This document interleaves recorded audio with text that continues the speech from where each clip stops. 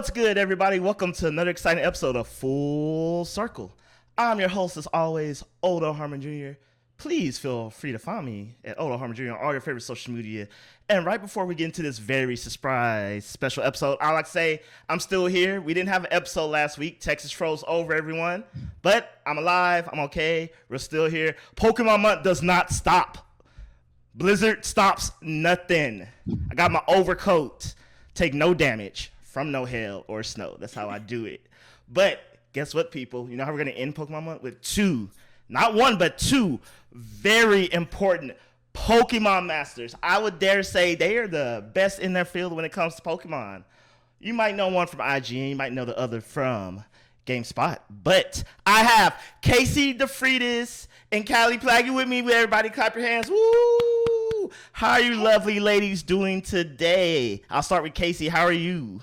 I think that was my favorite intro I've ever gotten. If everyone can just refer to me as a Pokemon Master from here on, I would be great with that. Yeah. I mean, I feel like you're certifiable at one. Like, if I Wikipedia, like, Casey DeFreitas, like, Pokemon Master should be, like, number 3 entry. Maybe a Pokemon Master, but I am also shy. I'm excited to be here. I also am very honored to be considered so good at the Pokemon. The Pokemans. As my dad likes to say, the Pokemans. The Pokemans. You know, that has bothered me into the end of time because I'm just like, it's not Pokemon. You see, it's not. And you still. And they still. Yeah. And they still do it. They still do it on purpose. My dad he does it mostly as a joke, but like if I'm playing Pokemon or like anything Pokemon related happens, my dad will go, "How's Pikachu?" What? And he knows it's not Pikachu, but he does it anyway. Where does Pikachu come from? Dad world, I guess. Oh God. Dad world. That other dimension. I thought that was Pikachu for a second. I was like, Pikachu. I was like, I could see that. Yeah, Pikachu. Oh no, that's where he's saying he means Pikachu. Oh, okay. All right. I'm he warped it so much that you didn't even know. But yeah, dad jokes. It's fine. Good stuff. Well, ladies, I want to thank y'all immensely for joining me. Like I said, y'all are two great Pokemon masters and journalists who've been covering this for years professionally, from reviews to features and everything. So I am honored, of course. But enough with the accolades, because we got a fun show for y'all. Today, we're going to be talking about Pokemon's past, present, and future. Specifically, our past with the genre, where the genre is today, and where it's going, because as you know, in a few short days, the series is turning 25. All three of us are older than Pokemon. Don't ask us our age, because Masters never tell. But just so you know. So, Kallie, I want to start with you. How did you get introduced to Pokemon? Like, what got you into it? When did it go from I like it to this is it? This is my jam. Well, my first encounter with Pokemon was actually through my neighbor. He gave me some Pokemon cards. I was probably supposed to have been 99 or maybe 2000, and I remember there being a Bellsprout card. I don't remember the others, but it was just probably his duplicates, and my mom is the one who got me into the anime. She would turn it on and we would watch it together. And then I actually didn't play a Pokemon game until I got a Game Boy Color I think I was 8 years old when I got my Game Boy Color. And I remember calling my cousin on the phone and asking him which version of Pokemon I should get. And Crystal had just come out. And so he said, "You should get Crystal. You can play as a girl." And that was my first Pokemon game, and I ended up going back and playing Gen 1 after that. But I was already familiar with it because of the show. But I didn't play until Crystal, and it's still my favorite because it meant a lot to me that I could play as a girl and you couldn't before. I thought that was the coolest thing ever at the time as well. Oh, I have a fun story. So I got Crystal. I had Silver, but then I got Crystal. And since you could play as a girl, it was new. I was like, oh, cool. I'll play as a girl, but I'm little and young, and I thought that was cool. And then my friends saw me playing, we battled, and they're like, you're the girl. And I'm like, I mean, it lets you. Why not? That's never been done before. I already played as the boy, and they're like, you're a girl. And like for like a whole year, like they made fun of me because I was the girl, and I felt so bad about myself. Good for you for choosing the new thing. That being able to play as a girl is actually the reason I asked my parents to buy that game, because I was originally thinking, oh, I don't really need it. I have all the other games, but I rented it from Blockbuster and saw that you could play as a girl, and I immediately went home and asked for my own copy. Very nice. Very nice. It was monumental for us. It was. Yeah, and Crystal had the animations. They didn't move before. Cyndaquil did the little arm thingy. That's all I needed. What about you, Casey? What was your first introduction? I was also really, I think I was 8 when I was first introduced with Pokemon as well, but I think my friends were talking about it in an aftercare school program, and I had no idea what they were talking about, but I went to Blockbuster with my parents soon after that and saw 2 giant walls with just the first VHS tape of the first episodes of the Pokemon anime. Just like the whole corner of the store, like just that TV show. And I was like, oh, like this is the thing my friends were talking about. I got it, I watched it, and then it just kept being a thing. So I ended up asking for a Game Boy with Pokemon so I could play Pokemon with my friends. And I remember having a ton of fun with it and getting a real joy out of beating the boys with my Charizard by just repeating Fire Spin over and over again. I just got so much joy out of it, and I thought, so broken. This is just how it is. This is going to be my thing. I even did get exposed to the cards as well. I think it was in the 2nd grade, and my school ended up having a rule where we weren't allowed to have Pokemon cards out or play them. I do. And there's this one kid who was historically not super nice to me, but his cards got taken away, and the teacher cut them and threw them in the trash. Oh. And during lunchtime, I snuck back into the room and got the cards out of the trash with the intention to give it back to him. But before I could give them back to him, he was mean to me, so I kept them. His name is Blake, if you're listening. Wait, so you kept the cut in half cards? Yeah, I taped them together and put them in my binder. It was like a holographic Clefable and a holographic Machamp. By the way, my memory is only this good when it comes to Pokemon. Don't ask me anything else about that time in my life. Oh, same. I am the same way. Got you. Without Pokemon, I wouldn't have gotten a Game Boy, and then I asked for a 64 because of Pokemon Snap, and which led me to Zelda. So without Pokemon, I would not be here. Oh, very nice. It's a gateway drug for sure. I always tell people my Pokemon story is so unorthodox.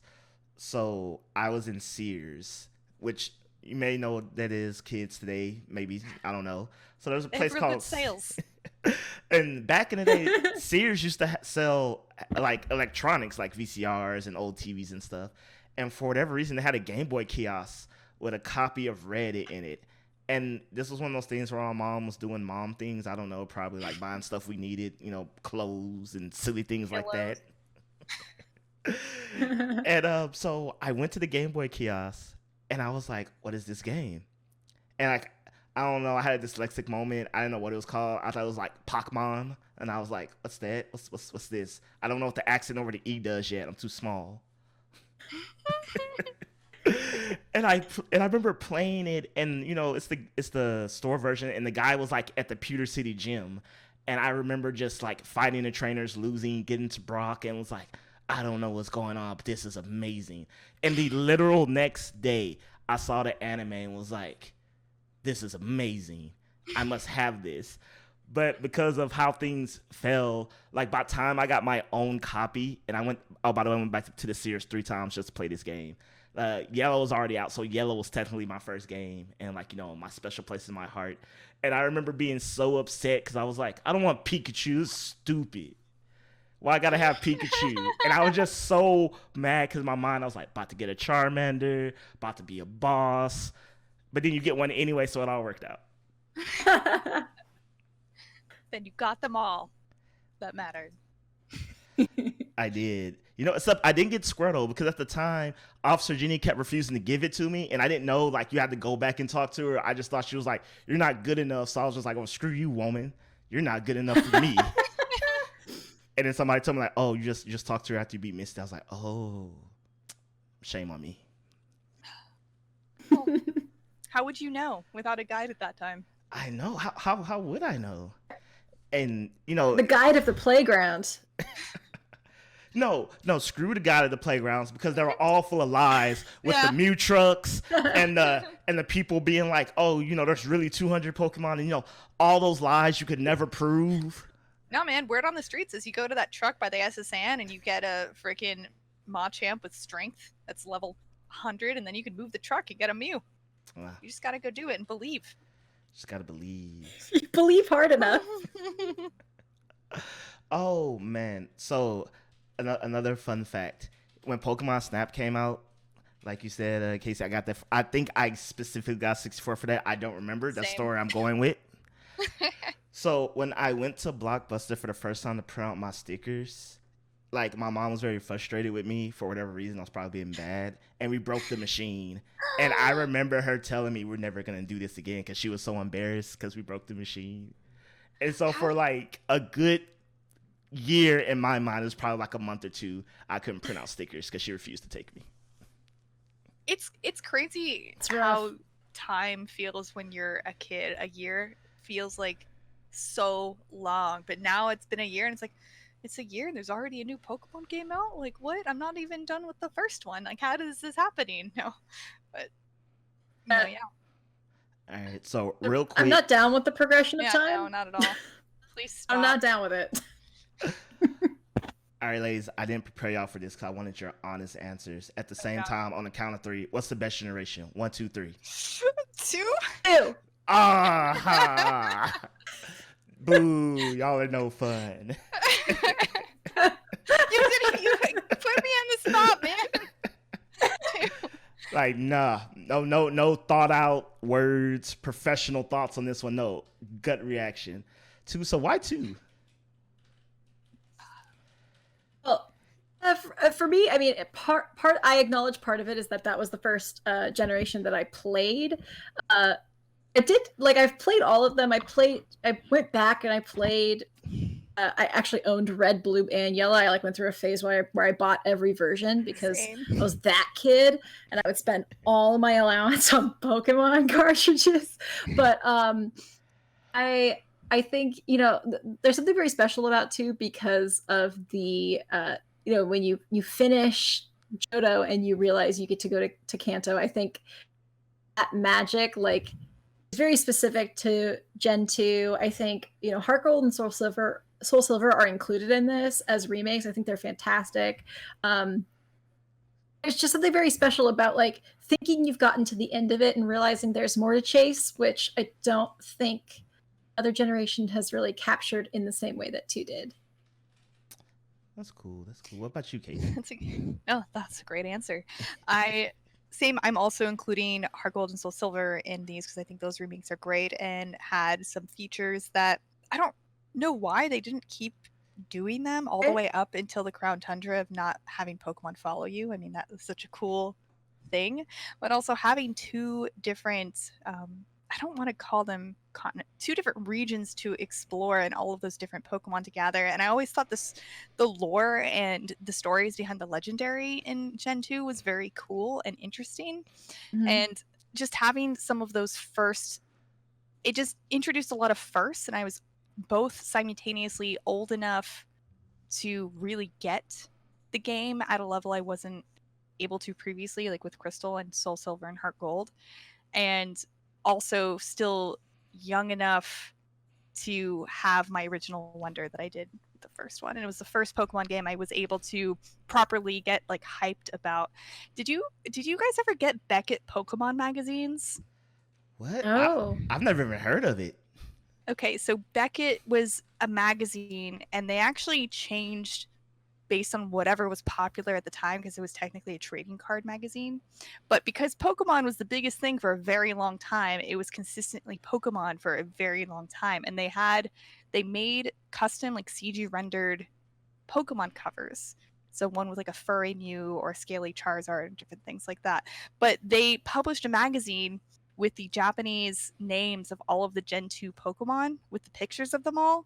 And I remember just, I don't know, just looking at that with my friends and just being so excited for Gen 2. And pumped. Yeah, that I do love when you first find, before they were like simultaneously released and you first found out like details from Japan, and it was like, oh my god, I have no idea what this name means, and then it's like Stantler, and you're like, Yeah. Oh, and it also had that thing with the Game Boy Color where it had the infrared transfer system so that you could send mystery gifts to your friends. And at the time, I still actually, like went to a school for children. So I was actually able to go and do that with a bunch of kids around, and everyone else had Pokemon. It was just a really cool time. So I guess I do have some nostalgia for it. But like Kallie said, it does things that other generations haven't done by going back to previous regions and reintroducing you to them in different ways. Man, I do, like, before I forget, oh, sorry, Odell. No, you're good.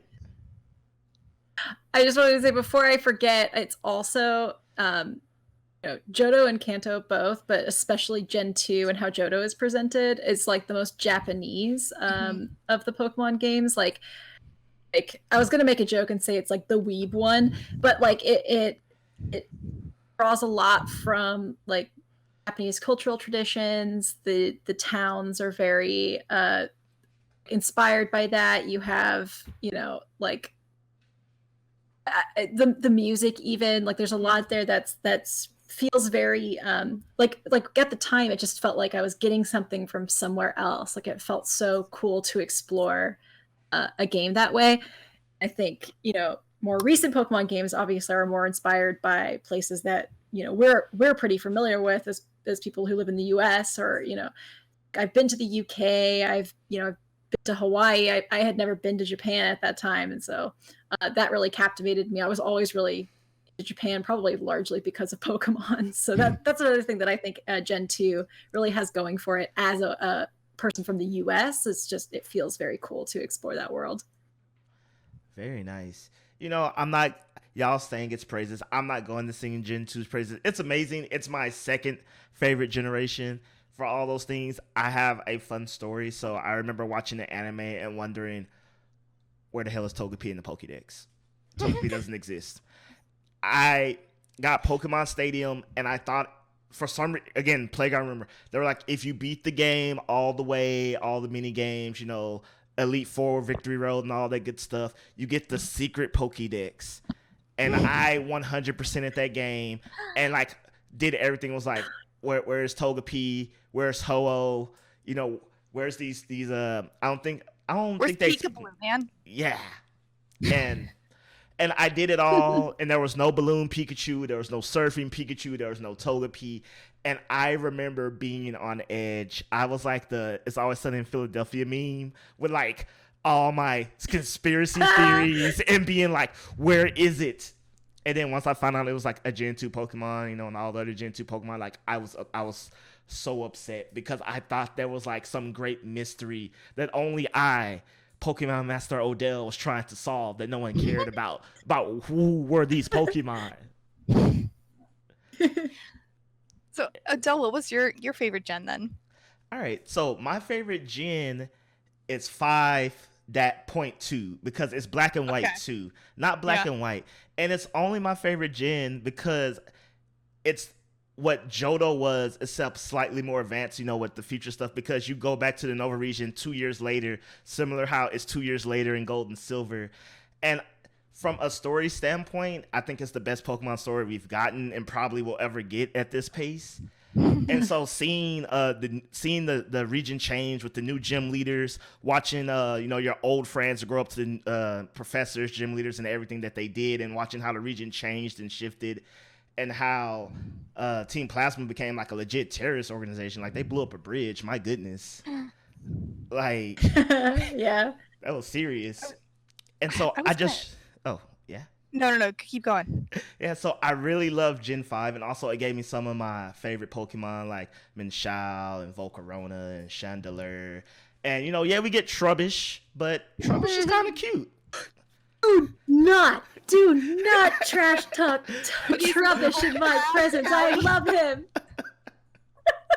I said he's kind of cute. There's some great, Did you guys I love him. There are great Gen 5 Did you Pokemon, like watch great that roster. episode? I think it was a Sun and Moon episode where Garbodor got all of his tubes and his pipes got like backed up with gunk. And oh my god, it was disgusting. And they all had to work together to fix this Team Skull's Garbodor, which was just like stank like sewer trash. And I don't know, man. That episode just kind of traumatized me from ever wanting to own. If someone was like, Casey, you could have a Pokemon, but it has to be a Garbodor, I think I would say no. It's like, I don't want to have to deal with when its trash gets clogged up in its pipes. And it's like, I don't know, man. You just call a plumber for your toilet. You can't do that for your Garbodor. I mean, go gunk shot or something. Boom, problem solved. You make a compelling argument. I am second guessing, but overall the Gen 5 Pokedex is very strong. I agree. Gen 5 is also very good, and I really like Black and White too. I was going to bring up the key system later, in a later portion of this episode. Of this podcast. All right. So yeah, that's all Black and White too. That always had my thing. And plus, they got philosophical with the whole, are Pokemon slaves or our friends? Yeah. N is one of my favorite characters. I thought the whole arc was great. Yeah, it was but I just love Gen 5. And it's funny because people always trash Gen 5 Pokemon, and I'm like, yeah. And then I start naming them. I'm like, dang, a lot of my favorites come from Gen 5. Except Landorus, he can go rot in the pit for competitive reasons. He just. I'm pretty sure we all can agree competitively Landorus destroys the game. When Sword and Shield added, 200 new Pokemon, I was like, yay, all you National Dex people can shut up. And then it was like Landorus, and I was like, you know what? No. This might have been a bad choice. Actually, never mind. It's so it's I think Therian forms of Landorus, Thundurus, and Tornadus are coming to Pokemon Go, so now they can all experience the same thing. It probably won't be that bad, but yeah, it probably won't be. Oh. But I hope it is. I hope it is that bad. I'm sorry. I just have such a beef with Landorus T, because I'm just like, do you want to win that bad? I'd rather fight a full team of legendaries than fight one Landorus T. I am so serious. You're right. You're right, and you should say it.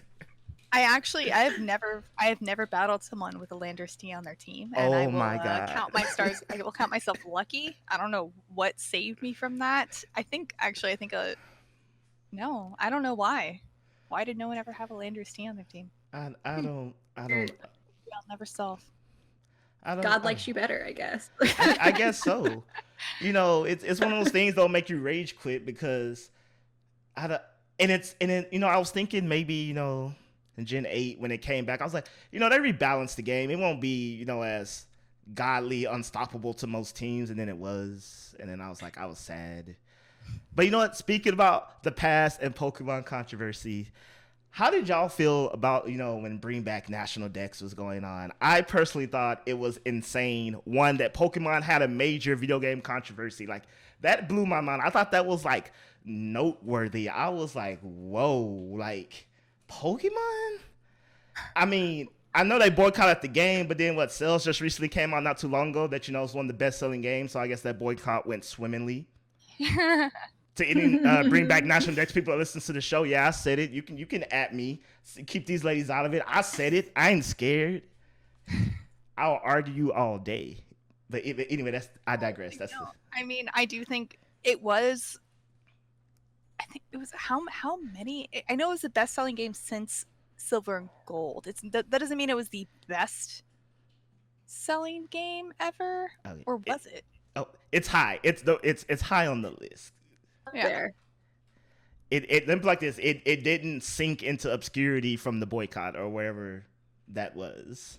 Yeah, it was a vocal minority, right? I definitely I was so irritated with it at the time because like I don't know, do you want the same game every year, every 2 years? Like you just want the same thing all the time? Like I think that you get to the amount of Pokemon that there are, and it is 25 years old. There are a lot of them and there's a lot of history. Like there has to be some you have to pare it down a little bit to make it manageable. And I think for the first main like core Pokemon game on the Switch, like I can understand the appeal of wanting to keep it a little bit more manageable because like Let's Go was kind of just this like bridge for Pokemon Go players to get to the Switch. But if you had never played a Pokemon before and you were getting into Sword and Shield for the first time, the Switch was so successful. Like it's the first console core Pokemon game. Like I can understand. Let's make it a little less intense. We can cut some of these. However, I do have beef all the James Turner designs that made it in because of the UK setting. I don't like Golurk. I don't like Vanillish. I will give him Vanillish. And I have this weird, like I give James Turner beef. I don't know him personally. He's surely very, very nice. And he has a really cute Kirby art series on Twitter. But I joke with some of my coworkers about like, Golurk, Bruxish, and so like maybe I would have preferred maybe tweaks to that original Sword and Shield decks, but like I have no problem with people who make a game making it in a way like they know more about making Pokemon than I do. I know about playing Pokemon. I don't know anything about making Pokemon, so yeah, my knee-jerk reaction was to be like, what the heck? You're not going to be able to have your Pokemon in this game? Like that's so weird. I don't like it. Oh no, my shiny Absol. And then I took more than 5 minutes to think about it and I was like, oh, it really doesn't matter that much. Because thinking back on how I played previous Pokemon games, I don't, and it doesn't generally allow you to do so anyway. It's not like I play the game with my old Pokemon. I don't import. I'm like Ash, I start new every time. My like level 100 Charizard that I've had since literally forever into my new game and just like romping every gym, because you also you haven't been able to. You usually don't unlock that mechanic of being able to trade from last gens until very late in the game anyway. So after thinking about that, I thought, it's fine. And also Black and White, was it Black and White or was it X and Y? I think it was Black and White, where you couldn't even catch any old Pokemon. They were all only new. I think that was Black and White because it had it was Black and White. It had the extremely difficult like trade up mechanics. Like you had to do the DS game do all this weird stuff, and then Dream World, which I never got any hidden ability I wanted because that was all sorts of random and whack.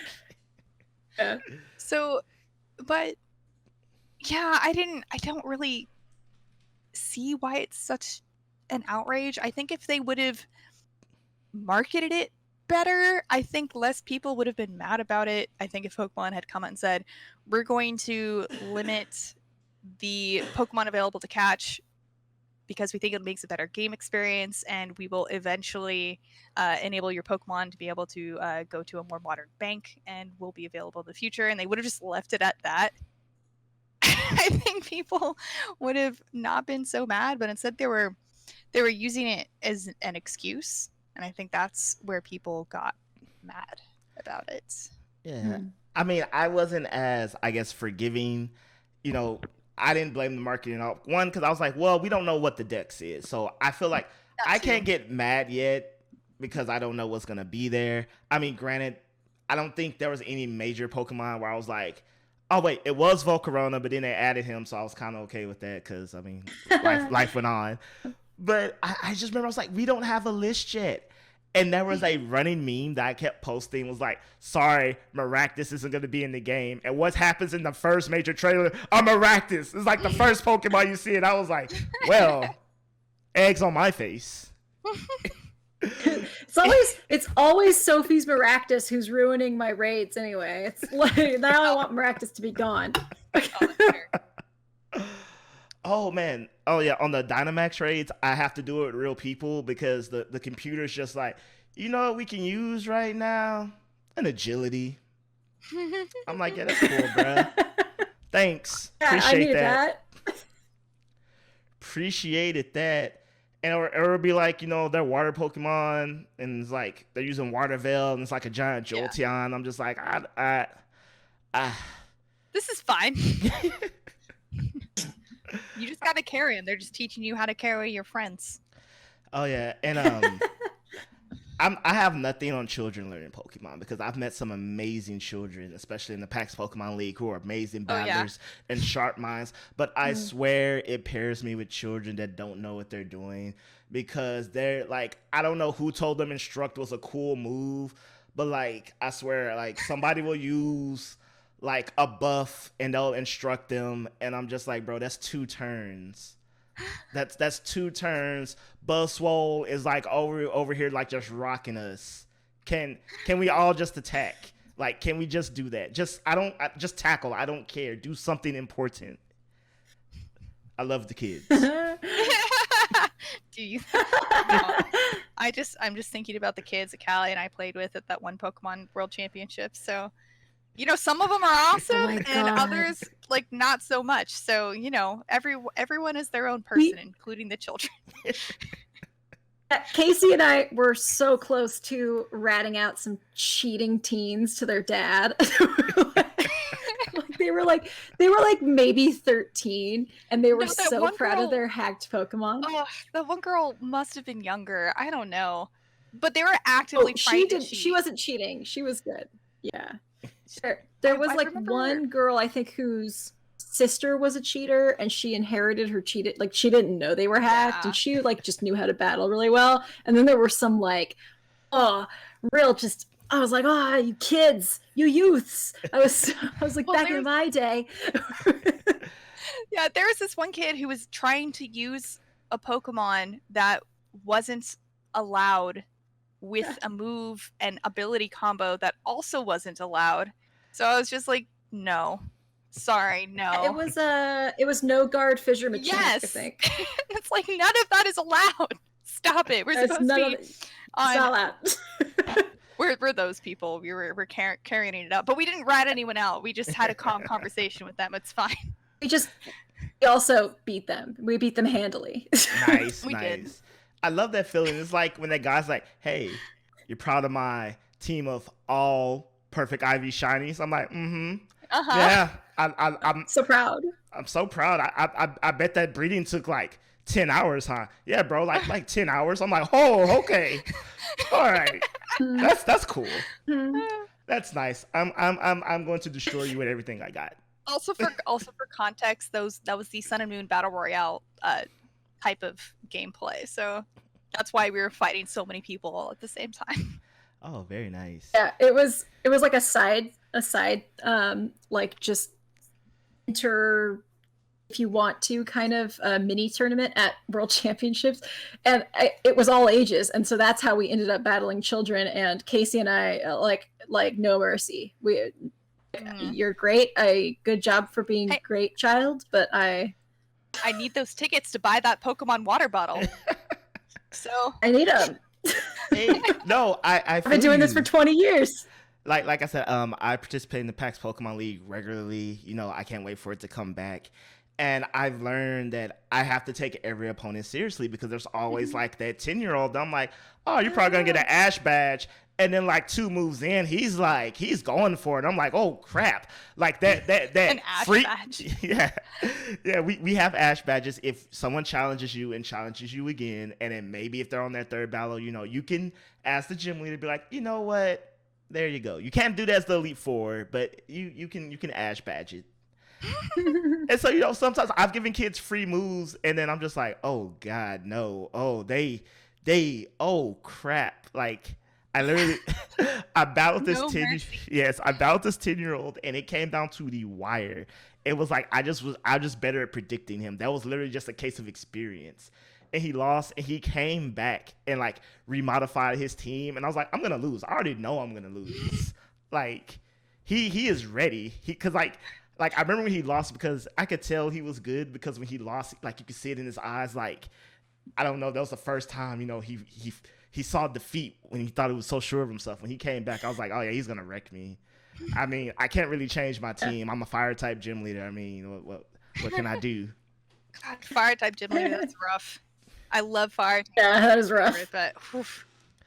But yeah, but we love the kids. So yeah, I no mercy, because the second you try to give them any leeway, you're like, oh, I got rocked, and now I got to explain myself. You can't be like, oh, I get, I used protect twice because I was just trying to be cool. I was testing you.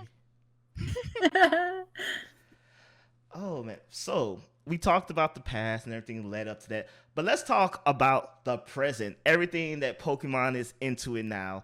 And one of the things that blows me away about the present is, I don't know if it was like this for y'all, but I remember Pokemon was cool. Then like in middle school, kind of high school, it wasn't cool. Then in college, it started to get cool again. And then now it's like cooler than it was originally. And it just blows my mind to see people be like, I love Pokemon. I'm like, did you? Where were you? Where were you when like I was by myself on an island of love? I don't know. Pokemon was always cool. I don't believe anyone else who ever says it wasn't cool. Like my friend's, I don't know, 5-year-old cousin that one time who said that we were losers because we liked Pokemon. You know what? He was wrong, and that's okay. And I told him he was wrong. Children are sometimes they're the future, and sometimes they are wrong. Yeah, I distinctly remember I used to babysit when I was in high school, and I would bring my DS, or I think it was a DS at the time. I would bring my DS to babysit like after the kids go to bed and I'm done with my homework. And I remember one day I had babysat like on a Wednesday, and I go to school the next day, and I forgot to take my DS out of my backpack, and I flipped out and I shoved it in the back of my locker. I was like, no one can know that I have this. Oh my God. So what? I definitely went through a phase where I was like terrified that people were going to find out that I liked Pokemon.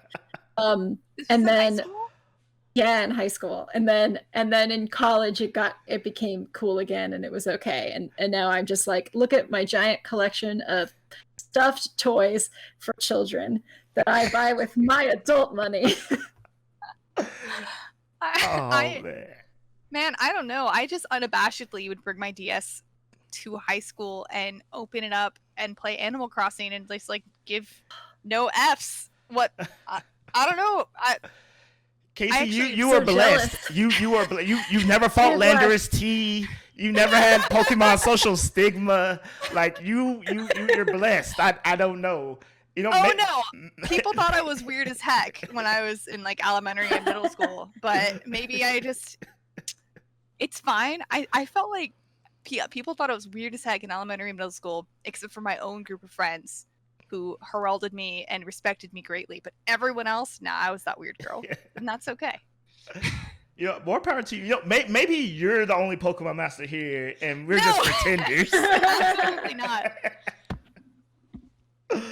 Oh man, that is wild. But Kallie, I feel you. I went through that whole like, okay. Fun fact. So Halo 2 days, Xbox Live. I named myself PK Master 08. 08 is my graduating class in high school, so you can guesstimate my age from there. So my Xbox Live gamer tag, up until you can change it, now it's a Hair 23. It was a don't add me, but it was PK Master 08, and I remember one day some guys we're playing with, and they were like, PK, is that Pokemon Master? And I literally was like, at the top of my head, I was like, no, it's Player Killer Master. That's what PK stands for, Player Killer. And like, I remember being so embarrassed on randoms on Xbox Live. Like, why would I? Oh no. Oh my God. Mortified. I'm sorry, younger self, I failed you. Cool. No, you feel like, yeah, man, it is Pokemon. What of it? I'll beat you in a battle right now. So you know what a Pokemon Master is? Like, okay. Oh my God, there you go. That's a much better cutback. Oh man, it is weird. All the vile negativity and toxicity that's online, but that was my moment. That was where I was like, I can't talk to randoms no more. Oh man. Oh, but now it's like, you know, the coolest thing ever. It's weird because I always get the, hey, you play Pokemon though, right? Yeah. They're like, yeah. I'm like, yeah, I love you more. But like, what level of and Go you're in? I'm like, oh, that's what you mean. Yeah, Oh, yeah. 100% every time. God, what was I wearing the other day? Or someone, what was it? I don't know. I had something Pokemon related on me. I don't remember what it was, but some lady stopped me in the bathroom. Was like, "Oh my God, you like Pokemon? I love it so much. Like, I love playing Pokemon Go." And I was like, and she was like, "Do you play Pokemon Go?" And I was like, "Oh, I play the regular games. Sorry, bye." It's like but that's how it is every time. Not that there's anything wrong with Pokemon Go. I have been playing because of the Shiny Ditto event. I'm trying to get that Shiny Ditto. It's a lot of steps, so I respect Pokemon Go is pretty hardcore. But yeah, it's like sometimes, people like it's always awkward when you have to be like, oh no, I mostly play the like handheld games, and then you have to explain that, and then it's this awkward, and you're in the bathroom with them, and then it's like, oh no, I mean, I have this. It's called a Nintendo Switch. It's a little like, and your kid might have one, and just get really awkward. Sometimes I like to throw a curveball and be like, nah, I watched the cartoon. It's really confused people. Yeah, I mean, I always thought I'm no Andrew Garfield. You know, I'm not like super Pokemon Go master. I'm level 38, so you know, 2 away from 40, and then I'll probably be there for like eons. But the game is cool. But yeah, I always have to explain to people. I was like, I stopped saying I play the real game because I feel like that's probably insulting. But I play the main game, and they're like, there's a game? What? I'm like, how do you not know this? Like, there's so many people that don't realize that like there's been like a game outside the cartoon for decades. But I digress, because one of the things I thought was interesting now that, because Nintendo, and to extension, Pokemon's a very family friendly brand. They choose who they work for and then work with.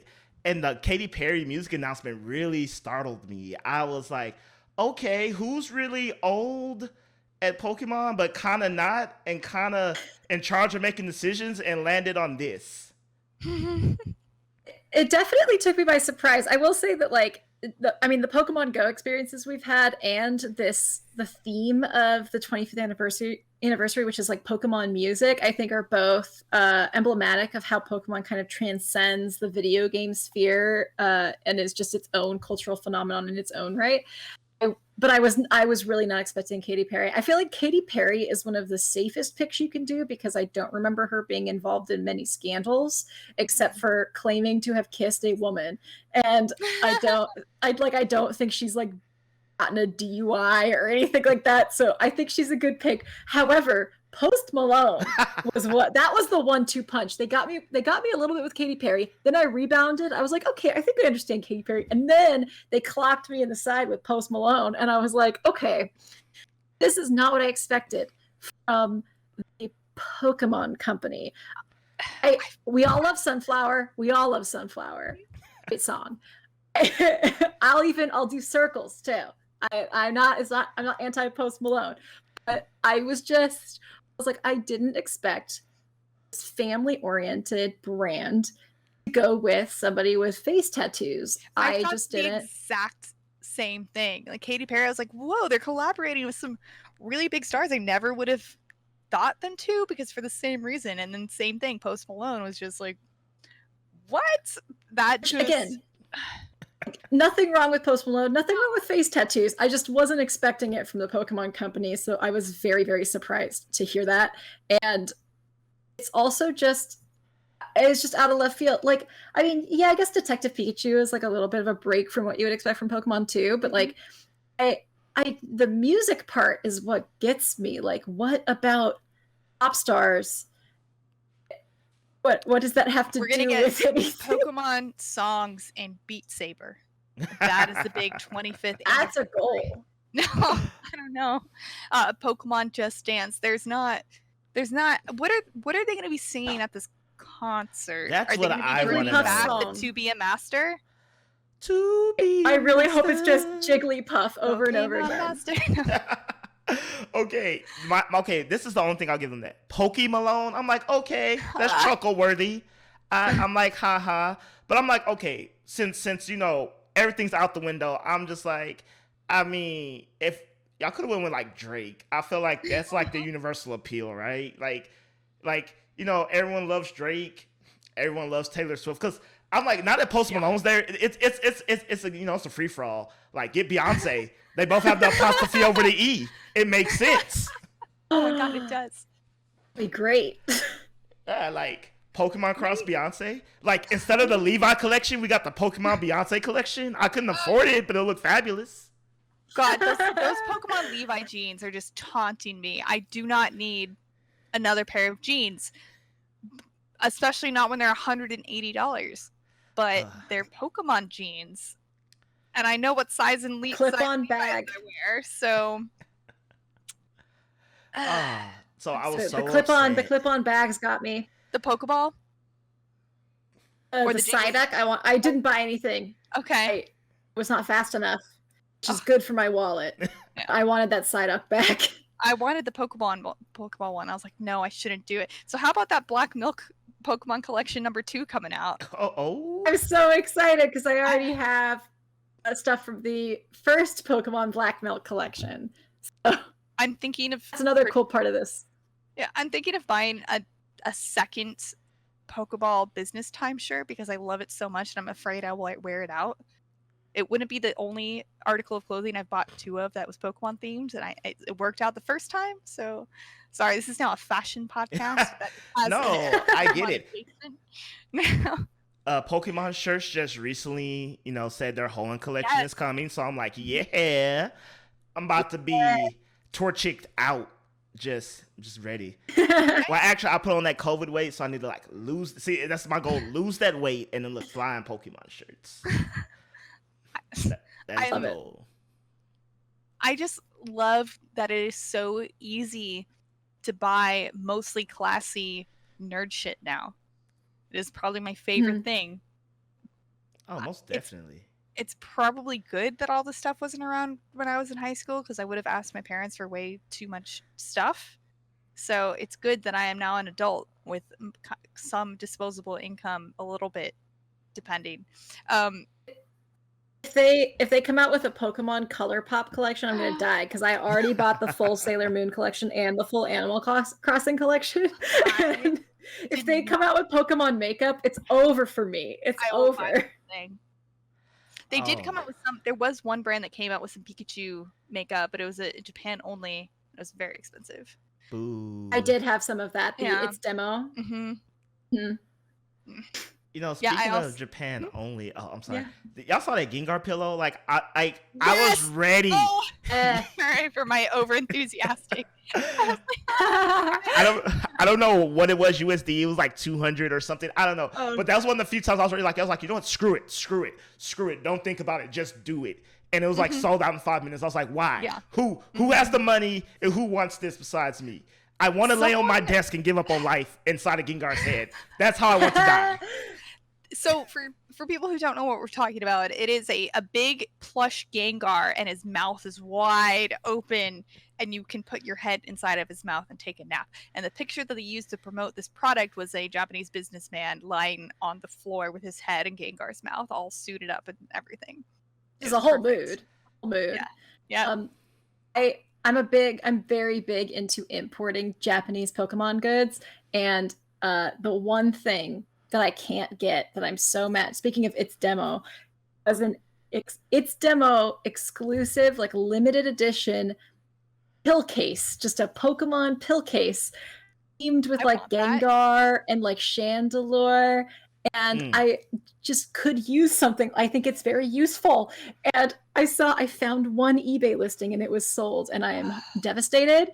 And the collection was from August. It's long gone, but Japan gets the best stuff. I'm always on import sites trying to find things. I tried to slow down. I've slowed down in recent years, but for a while there, I was like importing at least one thing a month. I just want useful products that happen to have Pokemon branding, like eyeglass cases and pill cases. That sounds perfect. Maybe I would actually take my damn vitamins if it was in a Pokemon pill case. Yes, adults need stuff. that was my thinking too. All right, so I have to ask My y'all whole thought process.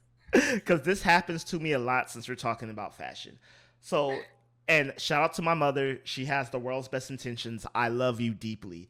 But she knows I love Pokemon. You know, she tries to, you know, for the longest time, she kind of didn't want me to play Pokemon because she thought it was weird and I was too into gaming. And now I'm as an adult, she feels bad that, you know, she didn't support my passions. I'm like, it's cool, Mom, you know. But now, anytime she's in the store, anytime she sees any type of Pokemon merch, usually clothing, she takes a picture of it and asks me if I want to buy it. And I swear she finds the most god-awful Pokemon clothing I've ever seen in my life. And I just need to know, am I the only one? Like, it will be like a shirt that, like, even if I was 6, it would be like a hell no. One is like the worst combination of Pokemon. It will be like a Weedle with like a Ninjask and then like... I don't know, like an like Ekans. Bugs. And I'm like, who even thought these, like, what? Like, and they're always at, like, stores that I feel like shouldn't sell Pokemon clothing, like JCPenney. And I'm just like... I bought one of my favorite Zelda shirts from a JCPenney, but, like, what's weird? And I know Target has a bunch of Pokemon clothes, and that must be one of the stores with those. And I just, you know, does that happen to y'all? Do loved ones, families send y'all pictures of Pokemon stuff? And then you're like, I appreciate the effort, but like, no, thank you. Yeah, I actually saw a TikTok about this exact thing, which is on Christmas when everybody from your family only gives you, like, in our case, it would be Pokemon things, because they only know one thing about you, and that's that you like Pokemon. And it hasn't changed since you were 6. Like, it was basically this exact situation in a TikTok that I saw around Christmas time. But luckily, I mean, like I said, my mom's the one who introduced me to the show. So, like, my mom was familiar enough with Pokemon that, like, she didn't get me one that wasn't cool. But also, my family just kind of was like, I think they're at the point where they're like, she buys what she wants to buy, and we don't need to add to that. She's got it covered. Yeah, I think my family is. They're like, if it's Pokemon related, I probably don't have to get it for her.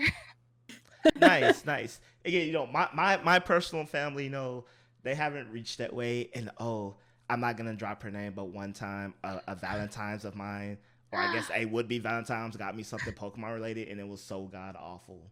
And like I had to, like, I'm the type of person where I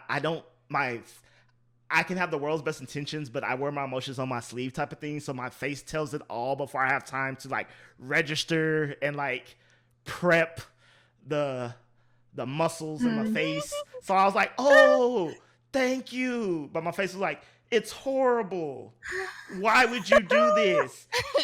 It was a knockoff like Pikachu figure. Like the ones where like, you know it's knocked off because he just looks, I can't describe, but he doesn't look like Pikachu. It's like, it's Pikachu shape. Oh no. Oh. And I was like, in my mind, I was like, I feel like you had to go out of your way to find this. Like, you had to try really hard. You could have just like went to Walmart and just, I don't know what you did here. Thank you. That Valentine's did not go well, just FYI. Oh, I'm sorry.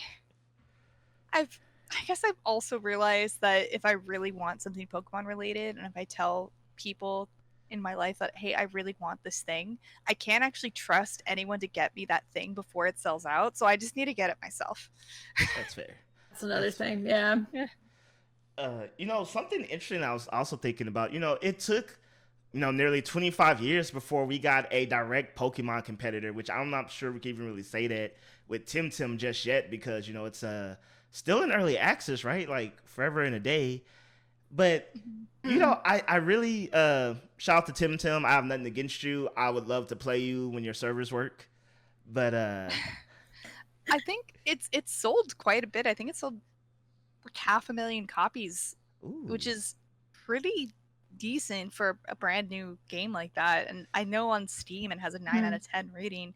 It's again, I don't know why people call things like Temtem like is this a Pokemon killer? Like, no, like nothing.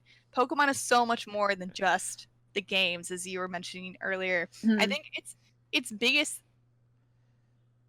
avenue of income is actually its trading cards and its toys and its random branded stuff that no one needs, like Bear Walker skateboards, which are beautiful, by the way. But it's not just a game series. Like you can't compete with Pokemon on that level because it has taken 25 years to build up to that point.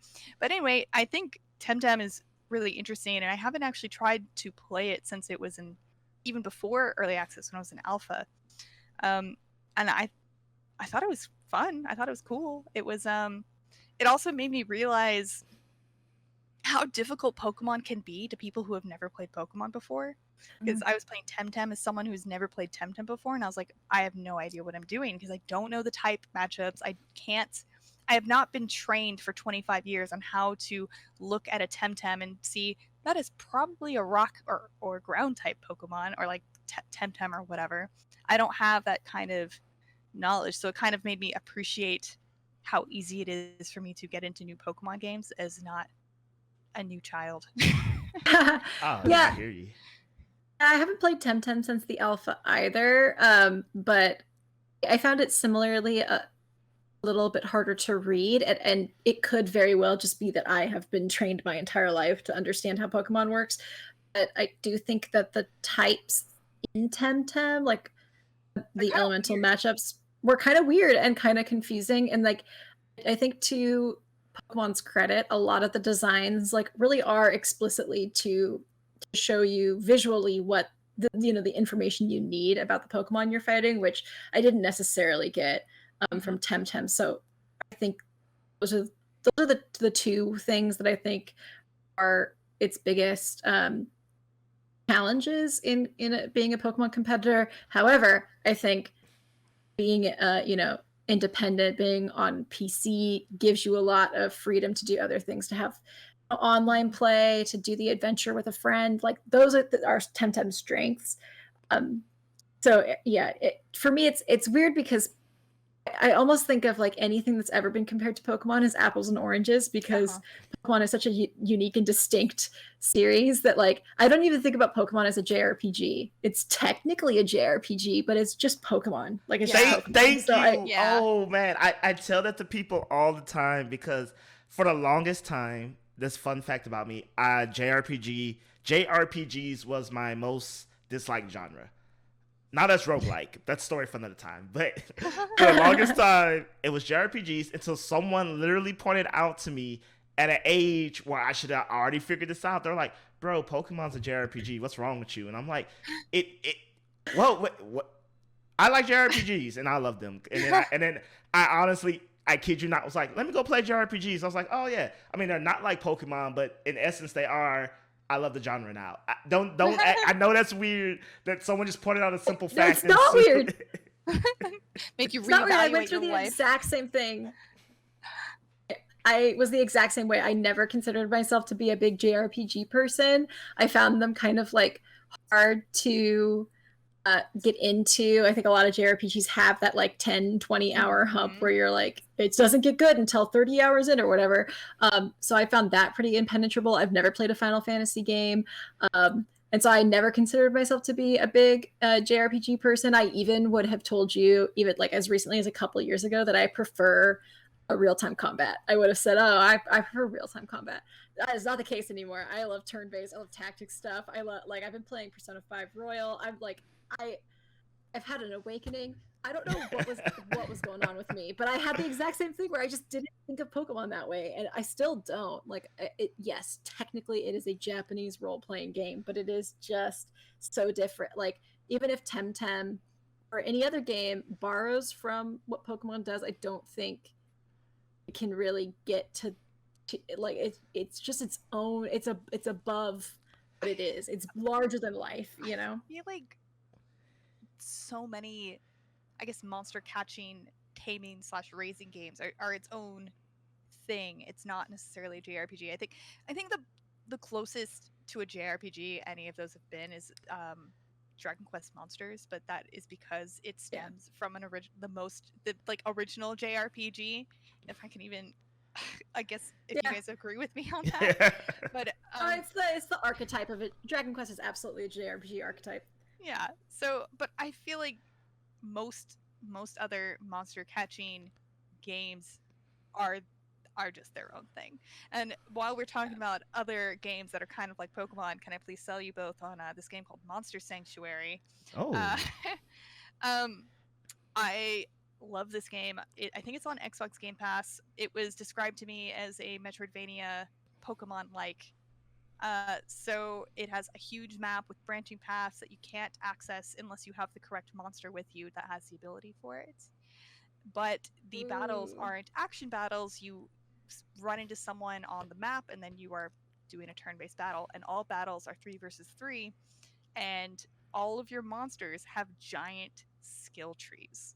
Oh my. But you reset the skills whenever you want. And also it has a team save mechanic so that it will save your team and you can reset the skills, but the way you saved it before, you can just reload and not have to redo the skills every single freaking time, depending on which team you're putting the monster on. I've had so much fun coming up with crazy team combos and wrecking. I just went back and beat all of the like mini bosses, I guess, and 5-starred them all, which is another way that it really enhances the flow of playing this game, because it rates every single battle so you know how well you did. Oh. And I love that. And the better you do, the more likely you'll get the egg of the monster that you were fighting. Oh. So very cool. Highly recommend Monster Sanctuary. Look at that. Not a Pokemon killer. Definitely not. I nothing against Tim, but I remember when people were like, it's a Pokemon killer. I'm like, guys, let's be real. I know you're mad. I know you're upset right now, but let's be real. I never thought a Pokemon MMO would be that fun anyway, unless it was a completely different system and not a core Pokemon game. Yeah, I'm with you on that one. Yeah. Well, I guess this is a good time to talk about Pokemon's future. Real quick, gut reaction. What do you want out of the 25th anniversary announcement? I don't know, man. I have everything I want. Yeah. It's okay. You can think about it. Okay. I want a remake. I assume the next remake in line for a remake is Gen 4, right? But then I also want a tiny little teaser of the game they're working on for the next year, because I'm assuming that's what's going to happen. I want both. Also Pokemon Sleep. I've been waiting on Pokemon Sleep. I need Pokemon Sleep in my life. I also, my gut reaction to the question was like, I just want to see like a tease of what's coming.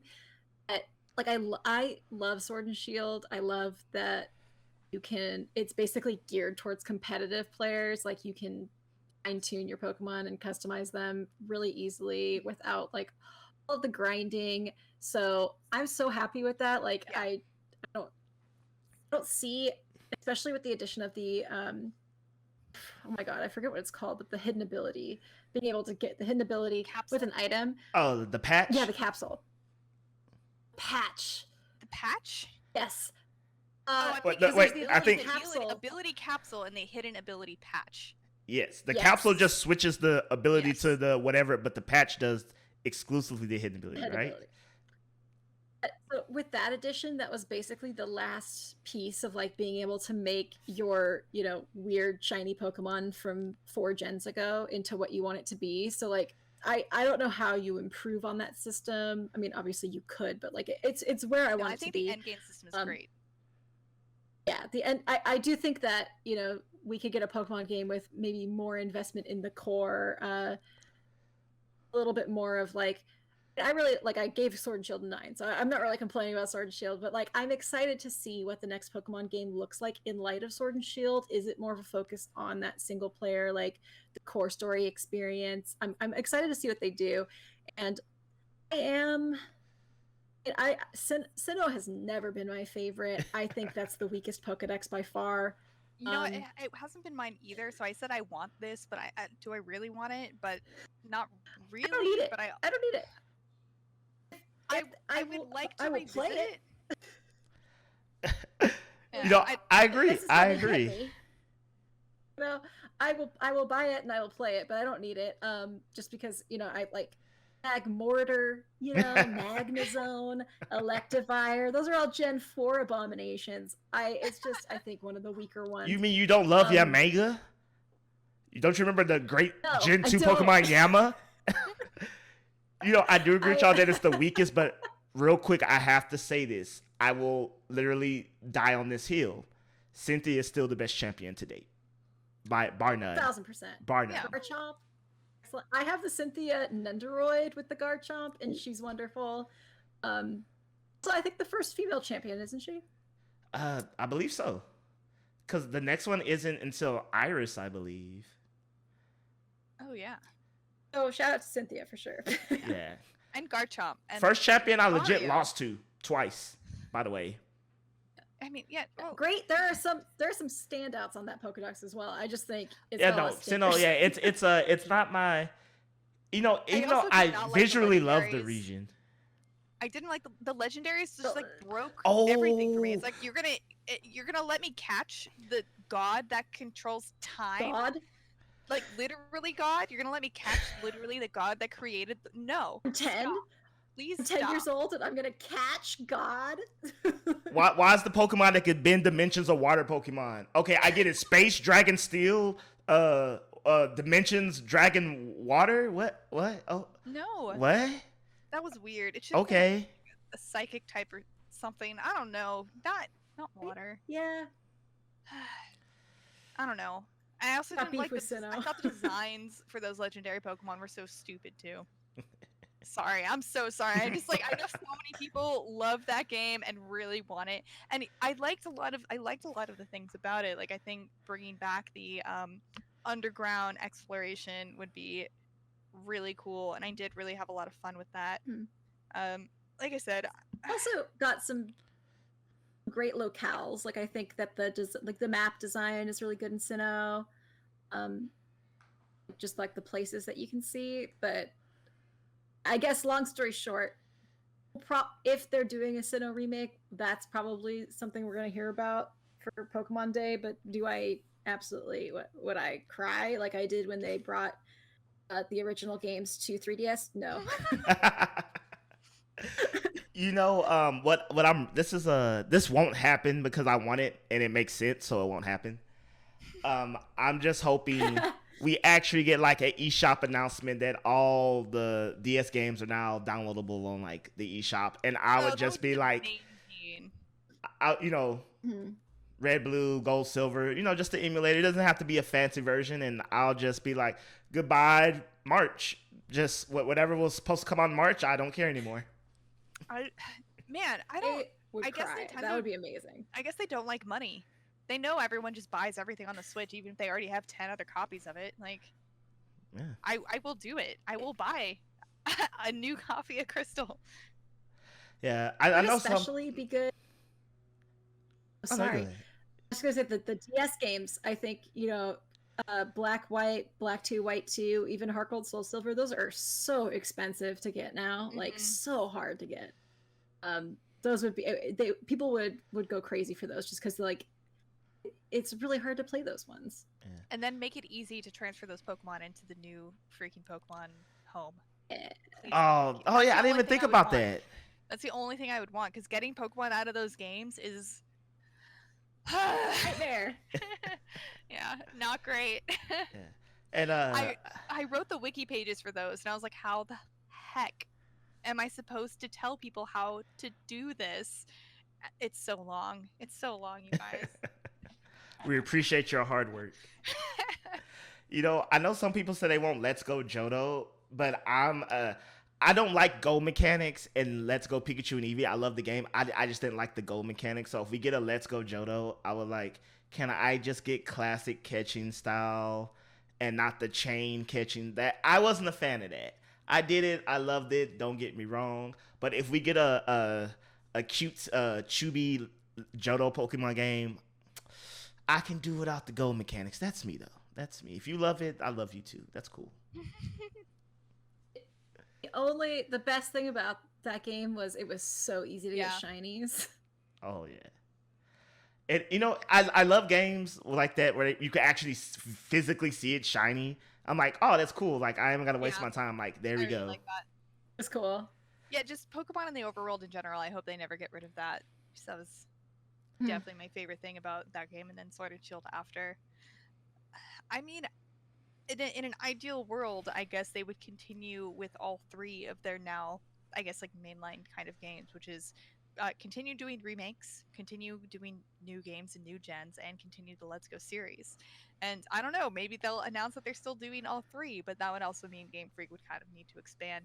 But I also would be fine if they told us that Gen 10, Gen 9, God, yeah, Gen 9 wasn't. I was like, wait, that's too many.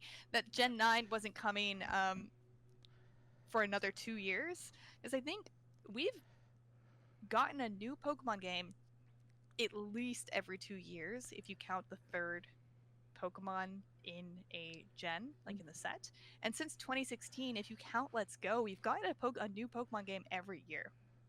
If you count Let's Go. I know a lot of people don't, but since Sun and Moon has come out, and I think I think they would come out with something really cool and really special that would make everyone happy if they could spend more than 2 years on a game. Oh, most definitely.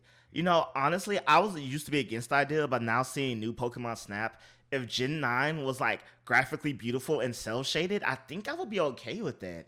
I'm not sure. Because people used to say, oh, when they bring the 3D, it should be cel shaded, so again. I'm like, no, cel shaded Pokemon game problem, but new Pokemon Snap looks good to me. And so I was like, I'm kind of sold on this cel shading idea if they went with that for Gen 9. I think I could live with that. And like another factor too is that a lot of competitive players, not that that's a minority of players, right? But like having to forego the championships 2 years in a row that would have been played in Sword and Shield. It would be great to have like at least 1 year played in Sword and Shield after all of this time.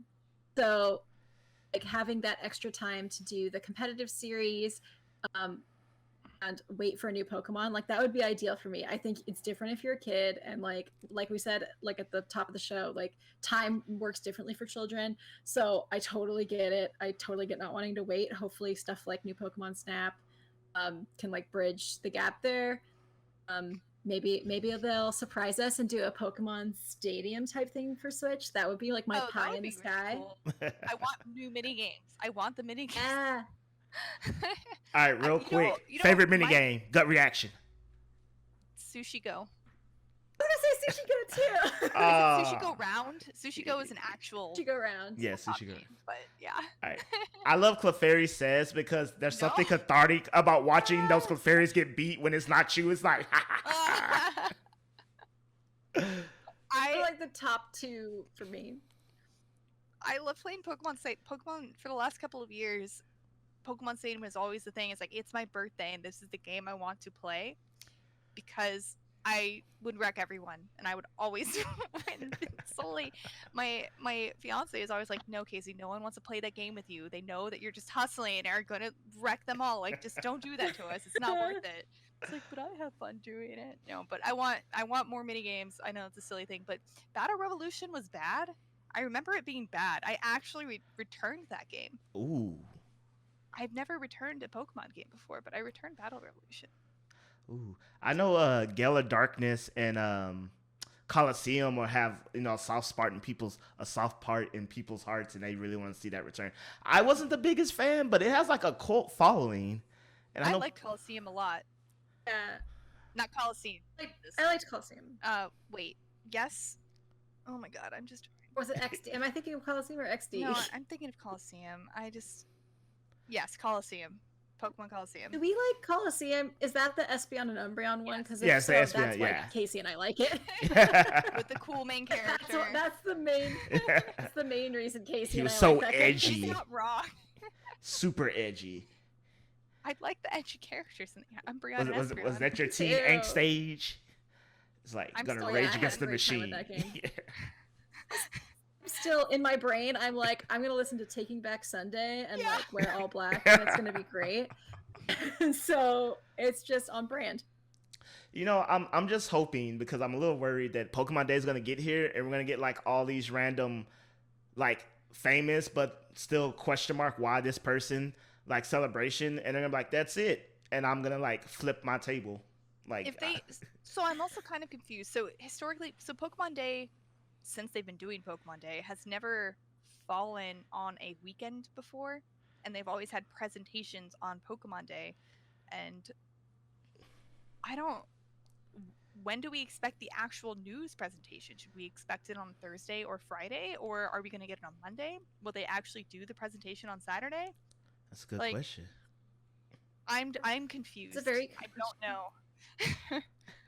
You know, I was so scared during the last Nintendo Direct. They're gonna be like, "Here's the Pokemon news. That's it." Oh, Yeah.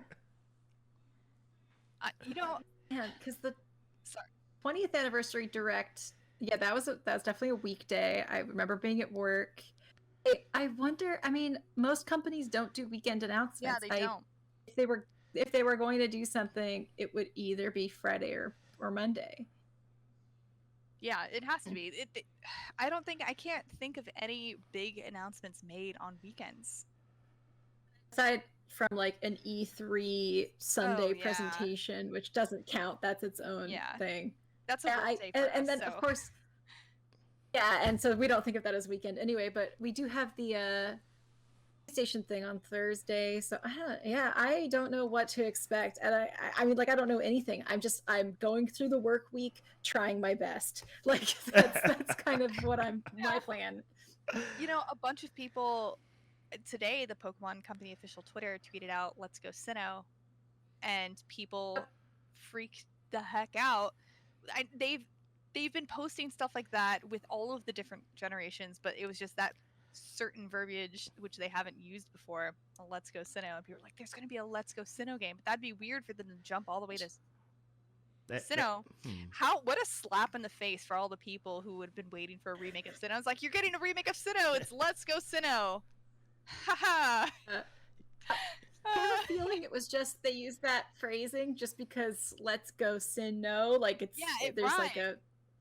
Like I don't think it was like, yeah, and like "Let's go" is just 2 words. It's not It's a very common phrase that a lot of people use. I never got the sense from Let's Go Pikachu and Eevee that Let's Go was going to be a branded series, its own spin-off series for Pokemon. So like I'm kind of the mind that like we're just not going to see another Let's Go game. But I'm ready to be wrong on that as well. I have no idea. I wouldn't mind not seeing another Let's Go game. You know, I didn't say this when you asked me what I want from the announcement because I know it will never ever in a million years happen. But I want Pokemon Conquest to come back. I think that game was absolutely fantastic. I thought it had an awesome story and really cool art and was it was challenging in a different way because instead of it just being basic turn-based, it's a strategy game. So I love that game so much. And it was also the first game I professionally reviewed. So very nice. Really? I was an intern at Gamer Magazine. They're like, "Oh, your first assignment, you want to review this Pokemon game?" I was like, "Holy crap, no way. What? Really? How? Oh, what?" But I really like that game a whole lot. Oh man, yeah, feudal Japan, Pokemon. I love how the evolution, the RTS-ness of it. I don't think it's technically an RTS game. No, I don't know what they tactics RPG. Tactics. Yeah. Yeah. Yeah, and it was cool because I had one friend only who had it, and just me and him played all the time because that wasn't a game that mostly nobody had. I feel like, and so I have very fond memories of that game. And sad fact, I was going through my games, opened the case the other day. It was not in there, so I have no idea where it's at. Oh no! No. I kind of want to find it and replay it. I wish I could have. Know exactly where my copy is. I know where mine is. Yeah. I feel like I should go play it after this. I wish there was an easier way to get a freaking DS connected to the computer because I would stream it. But there's no way. I do not have a way to do that. See, that's why we need all these Pokemon games to come to Switch so we can stream them. Yes. Let us make Pokemon even more popular. Let us overtake the Pokemon card pack openers and start streaming old Pokemon games. You know, if they do it, I will do my first Nuzlocke. If that happens, I keep telling myself I want to do it, but then I just never do it. I would love. I've only done first like 2 hours of a Nuzlocke for Extra Life. I've never done a full one, so I'd probably want to do that same thing. Yeah, I did a Nuzlocke with Silver when it came on to the 3DS with Alana, and we just made it past Whitney and then called it quits. We're like, that's basically the boss. We're done. That's it. Oh man, good stuff. Well, ladies, I want to thank y'all for joining me. This has been a great Pokemon talk. You know, people, when you get Pokemon masters in a room, it stuff gets done. Just saying. And this was a great show. And first, you know, I just wanted to let you know, tell the people, you know, where they can find y'all, what are y'all up to, why y'all amazing, all that good stuff. Kallie, you go first. Okay, you can find me on Twitter at Inkydojiko, INKYDOJIKKO, and I, like Odell said, I am at GameSpot and the reviews editor, so I do a lot of reviews things there. I'm on that Pokemon beat, I'm on that Animal Crossing beat. You know what's up with that. You can find me on Twitter at ShinyKCD. Yes, that kind of shiny. And I'm at IGN. I'm on the guides team where I write guides and how-to things and encyclopedic stuff. I'm currently working on Monster Hunter Rise stuff, but also always work on Pokemon guides, and I love it. That's actually where I got started at IGN. I was a Pokemon freelancer while Kallie was at IGN. Yeah, we worked on guides together. Yeah. And you can also find me on Twitch at ShinyKCD, and probably, I don't know, watch me play Monster Sanctuary sometime in the near future. And as always, you can find this Pokemon Master at Older Harmon Jr. on all your favorite social medias, even the TikTok. I don't do the dances, but maybe one day, you know, I'll work my way up there. You know, maybe I'll start like a new trend for the 25th anniversary and do a little thing. But as always, hope you had a great time, everyone. You can find us on Patreon at Full Circle Productions. You can like, share, subscribe for free, because I like free. You should like free too. And as always, have a great week and be blessed. Love Pokemon. It's great. Even in high school, kids, if you're in high school, don't let them tell you nothing.